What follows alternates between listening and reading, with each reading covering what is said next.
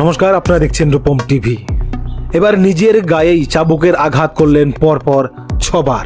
বিজেপির রাজ্য সভাপতি পণ করেছেন তিনি আর জুতা পরবেন না।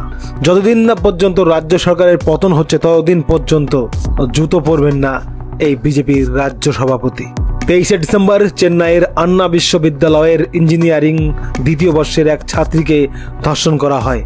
পুলিশ অভিযুক্তকে গ্রেপ্তার করেছে। পুলিশ বলছে টেকনিক্যালি প্রবলেমের জন্য ভিকটিমদের পরিচয় প্রকাশ করা হয়েছে। পুলিশ আরো বলেছে, আমরা শীঘ্রই এই ত্রুটির জন্য দায়ীদের বিরুদ্ধে মামলা করব। তো তামিলনাড়ুর বিজেপির সভাপতি আন্নামাল্লাই, তামিলনাড়ুর যে মুখ্যমন্ত্রী, তার বিরুদ্ধে এই বিক্ষোভ দেখাচ্ছেন। এই মুহূর্তে তামিলনাড়ুতে ডিএমকের মুখ্যমন্ত্রী স্ট্যালিন শুক্রবার রাজ্য সরকারের বিরুদ্ধে বিক্ষোভ দেখান তামিলনাড়ুর বিজেপি সভাপতি আন্নামাল্লাই।